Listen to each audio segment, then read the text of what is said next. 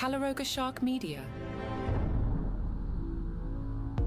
Hi there, I'm Johnny Mac with 5 good news stories. A golden retriever seemed to have lost her personality after beginning seizure medication. She has found a new best friend who helped bring back her old spark. The new best friend is a duck named Louie. It's Barley the golden retriever who lives with human friends Justin and Tori. A couple years ago, Barley began suffering from seizures. Medication controlled the seizures, but the dog, Tori said, lost her spunk. She lost her goldenness. We thought, oh man, the medication we might have to give her for the rest of her life, so this is how she's going to be. Then Louie the duck showed up. You see, Justin, the other human friend, owns a garden center, and the family wanted a duck to keep there. They found a duckling on Facebook Marketplace.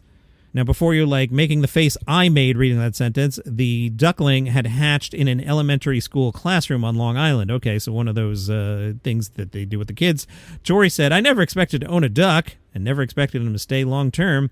But Louie the duck did stay, and somewhere along the way, he and Barley the golden retriever became friends. The two started wrestling and playing together. Tori said, Barley started smiling again. She started wagging her tail. She started having personality again. Scientists say there is no scientific explanation for why a golden retriever would get along with a duck. A 67-year-old woman has completed a cycling journey of nearly 7,000 miles in memory of her father and to raise awareness of motor neuron disease. Claire cycled 6,835 miles from Portugal all the way to Norway, finishing about 300 miles north of the Arctic Circle. She did it aboard a bicycle she named Margaret. You see, her dad had died from motor neuron disease, a progressive neurological condition that affects the nerves controlling movement. She said her father had inspired her. My dad was a climber, a mountaineer, a cyclist, and he really inspired my love of the outdoors. Along the way, one of the things that most surprised her was the generosity of complete strangers. She said, people's hearts are so large. You just knock on a door and ask for water, and people will end up offering food, cups of tea, rooms for the night. She randomly ran into a family whose members were living with MND. Claire said, I had a cup of tea with them and started talking about motor neuron disease. As a result, they felt they could now go out and talk about their condition. They said it had been life-changing that had knocked on their door. A reminder, I host a podcast called Daily Comedy News. Here's a crossover story with that podcast. A stand-up comedian is confident that he has set a second world record. He's waiting for it to be verified. The record running the fastest half marathon while dressed as a microphone. He's Jan Hudson. He did the half marathon. That's 13.1 miles, in case you're curious. Dressed as a microphone. Now, interestingly, he already holds the records for fastest marathon, 26.2 miles, by a man while dressed as a microphone. Is this a gender? Could somebody set the record for a woman dressed as a microphone? Is this a gender record? I'm just curious.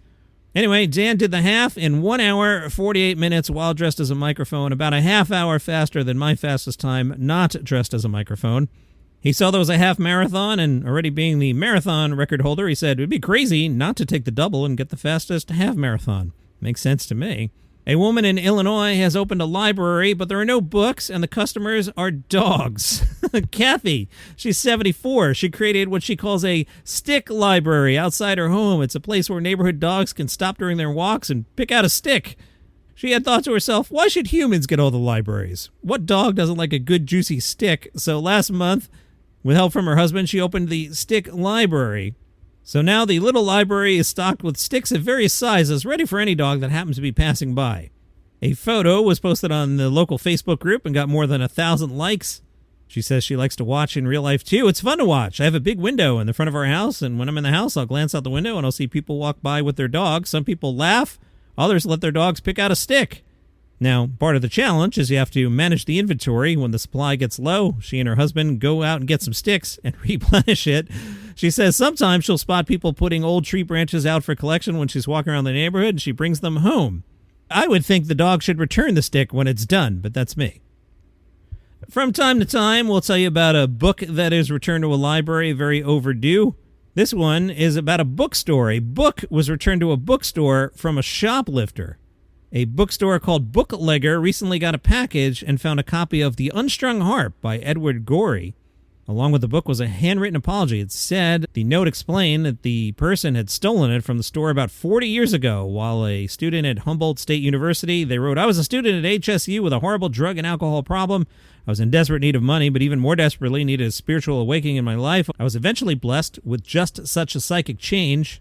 All these years later, the person found the book while going through a box in the garage. And they wrote, I was so happy to find that the store was still in business so I could return the book and tell you how sorry I am for my utter lack of principles. Jennifer owns the bookstore and said, I thought it was exceptional that after such a long time this person still had the impulse to try to make up for a mistake he made and regretted. And the book came back with not just the apology, but $100. And those are your 5 good news stories for today. If you would like this program without commercial interruption, open up the Apple Podcast app, or maybe you're on it already. Click the banner that says Uninterrupted Listening. You'll get this show and a bunch of others on the network, including Daily Comedy News, which I host, for $5 a month. No commercials, first 30-day free trial. Check it out. Have an awesome day.